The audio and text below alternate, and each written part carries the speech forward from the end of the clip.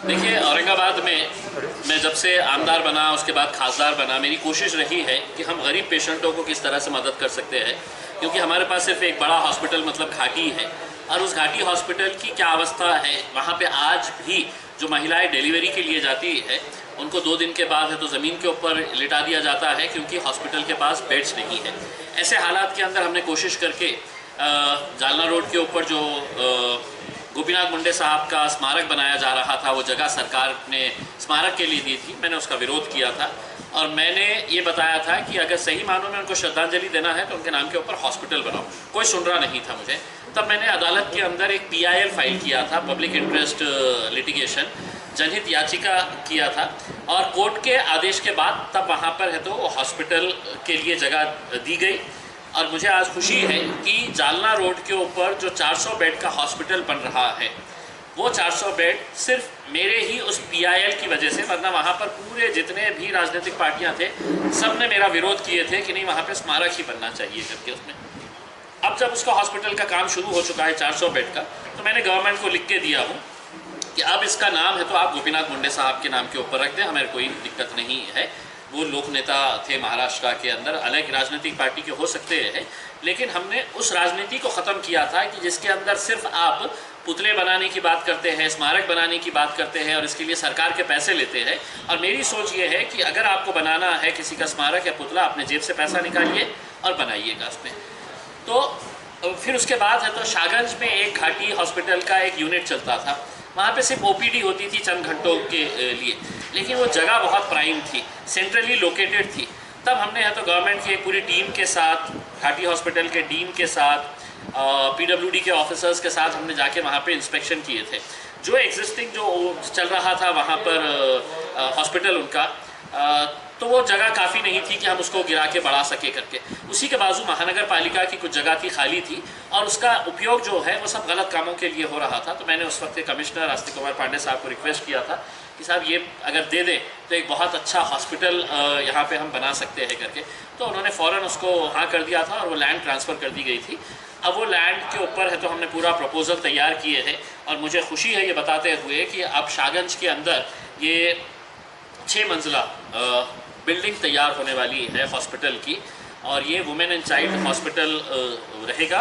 और यहाँ पर इसके लिए है तो अच्छा खासा पैसा, दुर्गा प्रसाद आरोग्य धाम, ये इस नाम से वो हॉस्पिटल चलाया जाता था, क्योंकि कई साल पहले दुर्गा प्रसाद जी ने ये लैंड है तो दिया था, तो उनके नाम से तो ये हॉस्पिटल का नाम भी है तो दुर्गा प्रसाद के नाम से ही रहेगा। इसके लिए मैंने ज़ाती तौर के ऊपर गवर्नमेंट के जितने भी बड़े बड़े मंत्री हैं, जितने सेक्रेटरीज़ हैं, उनके पास लगातार चक्कर मारते गया और उनको ये बताया कि नहीं, हमको ये हॉस्पिटल यहाँ पे बनाने का है, इसको फंड सैंक्शन करना है करके। और मुझे खुशी है कि अगले कुछ ही दिनों के अंदर ये इसका फंड सैंक्शन हो जाएगा, और हम उम्मीद करते हैं कि बहुत जल्द है तो इसके काम की हम शुरुआत करेंगे करके। तकरीबन 100 बेड का हॉस्पिटल ये वुमेन एंड चाइल्ड के लिए रहेगा, यानी कि डिलीवरीज़ और महिलाओं और बच्चों के लिए ही इसका इस्तेमाल होगा। ये तकरीबन 23 करोड़ के करीब का अभी प्रपोज़ल है तो PWD के तरफ से गवर्नमेंट के पास गया है, और ये आने वाले इसके अंदर ये अप्रूव हो जाएगा, ये हमको मालूम है। Sir metro train, metro train flyover, हाँ देखिए वो लेटर तो जालना रोड के ऊपर एक फुल फ्लाईओवर होना चाहिए, जैसा हमने देखे हैं अहमदनगर के अंदर, आपने देखे हैं 1 full flyover city in city out है। दूसरे बड़े शहरों के अंदर ये हो रहा है, सिर्फ औरंगाबाद के अंदर क्यों ऐसा है तो ऊपर नीचे करके है तो पूरे जालना रोड के ऊपर इतने सारे फ्लाईओवर्स बनाए जा रहे थे। तो मैंने नितिन गडकरी साहब के पास पूरा प्रपोज़ल लेके गया था, और मैं शुक्रिया अदा करता हूं गडकरी साहब का कि उन्होंने बहुत पॉजिटिवली उसको लिया था। एक मीटिंग ऑर्गेनाइज़ की गई थी जिसके अंदर पूरे PWD के, NHAI के अधिकारी वहां पर बुलाए गए थे, और उनके सामने सब डिस्कशन हुआ था। गडकरी साहब खुद बड़े इंटरेस्टेड थे कि वहाँ पर एक फुल फ्लाईओवर होना चाहिए करके। वो सब फाइनल हो गया था। उन्होंने कहा था कि इसका DPR इमीडिएट हम बनाते हैं, मैं फ़ंड सैंक्शन करता हूँ और हम जल्द से जल्द है तो उसका उद्घाटन कर देंगे करके। उसके फ़ौरन बाद क्या हुआ कि हमारे अति उत्साही डॉक्टर कराड़ साहब जो है वो देश के मंत्री बन गए, और मंत्री बनते ही उनको फाइनेंस मिनिस्टर बना दिए।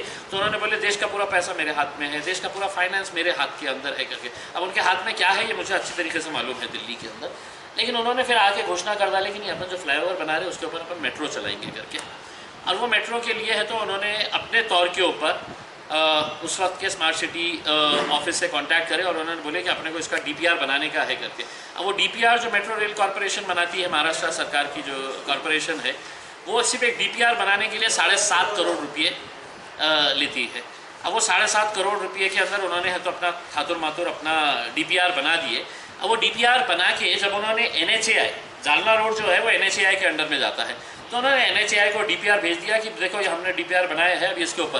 तो NHAI ने इनके मुंह के ऊपर एक तमाचा मारा और तमाचा मारकर उनको ये कहा कि भाई साहब आपने तो हमारे को एक प्रपोजल भेजे है 3,737 करोड़ रुपये का।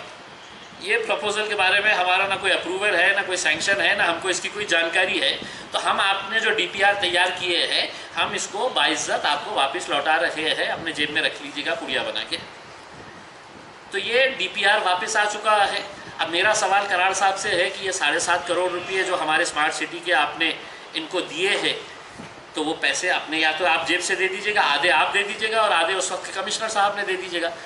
अगर ये मेट्रो होने ही नहीं वाला है, आपने किसी का अप्रूवल ही नहीं लिए है, आपने सिर्फ औरंगाबाद की जनता को एक लॉलीपॉप दे देने का कि मैं आ गया हूँ तो अब देखो मैं कैसा है तो ट्रेन भी उड़ा देता हूँ करके यहाँ से, तो उन्होंने सिर्फ एक लॉलीपॉप दिए। तो NHAI ने है तो उनके मुंह के ऊपर देखिएगा क्या जवाब दे के उनको भेजाया है, अभी भेजा है 23 मई 2023 को।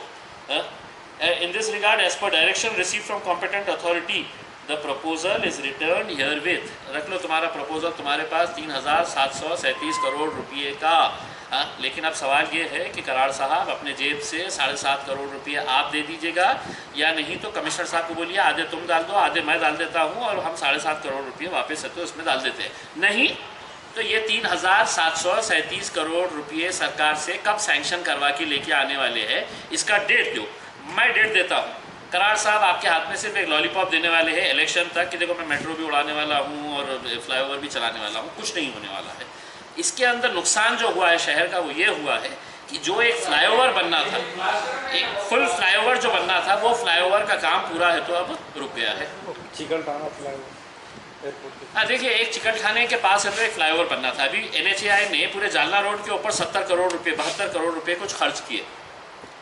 उस 72 करोड़ के अंदर एक फ्लाईओवर उनका एयरपोर्ट के सामने भी था, लेकिन मैंने उसका विरोध किया।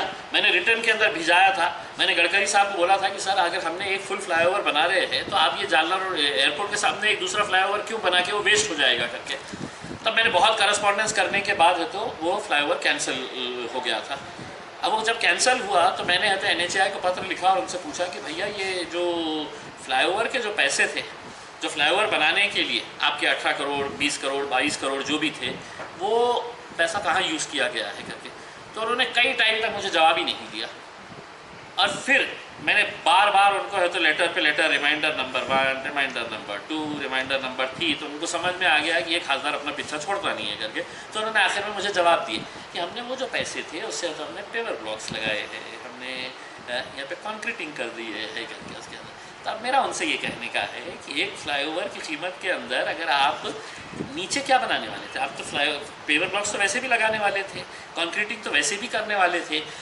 तो ये पैसे की इंक्वायरी अगर सही तरीके से हुई तो समझ में आएगा कि हैदराबाद की कॉन्ट्रैक्टर जो मैडम थी और NHAI के कौन कौन से अधिकारियों ने क्या क्या किए हैं, सब समझ में आ जाएगा।